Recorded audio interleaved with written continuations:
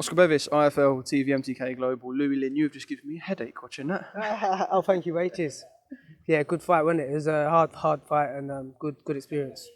I mean, yeah, what did it feel like being involved in that? Because it was head, it was body, it was constant pace as well. It seemed like you were emptying the tank in every single round. Yeah, I was, and that's how I've been training, thankfully, and I've had great sparring. And even Leigh McGregor, we've been at it every second of the round, and with all my sparring partners, and I've had bigger boys. I've had to box on the back foot. You can't just stand there toe to toe. So I've got to thank all my sparring partners really for that. And yeah, it's good to get the experience under the lights where it matters, isn't it?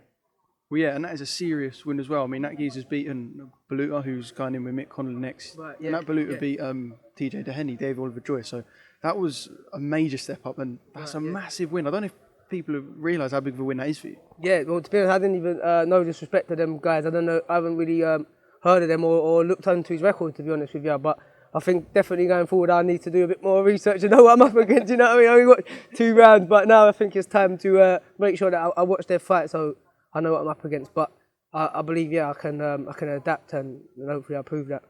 One of those that swung a little bit as well. The first 2 rounds, I thought you're going to blitz him out of there, and then he had his rounds as well. And just talk me through sort of the swing between the fights, because it was sort of went one way. It's like a bit of a pendulum fight. Yeah, it was. It's a good fight, like you say. Sometimes it felt like it was going back and forward, and he was having success, wasn't he? And that's where you have to adapt in there, and you got some good shots through, and I think, like I said, I was getting a bit scatty maybe and getting a bit too excited, and I'll learn from that and just try and box a bit more next time, and pick my shot rather than just getting a bit gung-ho, getting a bit too excited and using up too much energy, really, I think.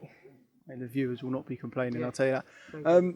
He was keen though when he was hand up at the 98, 92 as well. It seemed to thought he nicked the fight, but I think maybe a touch wide, but I think fair result all round, really. Yeah, I believe so, yeah. When he got his hand up, I thought, sometimes people just do that, don't they? I don't know, but I thought I definitely won anyway, and but it was a good fight, wasn't it? And he did have good success as well, so. Can't help, obviously, but it's the fight game. It's what's going to happen. You're going to get caught with shots, and it's not going to be you ain't going to have things all your own way, are you? So you don't want it to be as well. I know you want to be tested, don't you? Of course, exactly. Like you say, if I would have gone out there, and obviously I like to try and blitz them out of there, but like you say, that's what I'm going to learn as well, because as you step up, they're going to be in there and they're going to come on strong and that. So.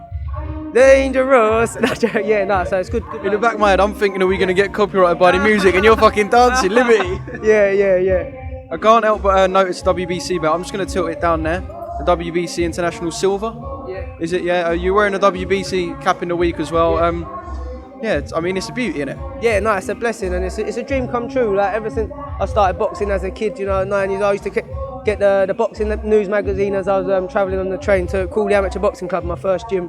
Bunking the trains and hiding under the seats, running from penalty fair people and all that, having it on my toes. And I used to read the boxing news and the magazines and get excited. You know what I mean? It's a dream. I love boxing, and I fell out of love with it. But thank God, I just stopped. But thank God I got back into it. And I don't know what I'd be doing if I weren't doing this. And I believe this is what I was born to do. And yeah, like I say, God willing, we go all the way.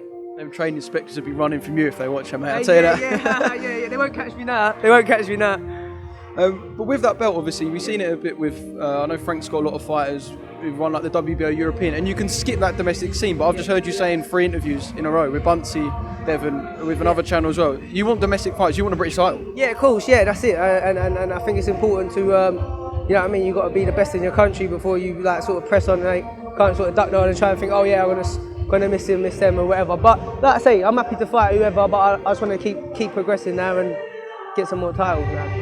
I was thinking Reece Mold's got the English just come up short for the British. I thought maybe you and him, but you're looking at Leigh Wood. You're looking at Leigh, 32 fights, but you've had a quarter of the fights of Leigh Wood, but you'll take him. Yeah, definitely. I'll fight anyone. You know what I mean? I'm not worried, and obviously it's up to my manager Francis. Big thanks to him for getting me this opportunity with the WBC. And like I say, I'm happy to fight anyone, and we can get on with whoever.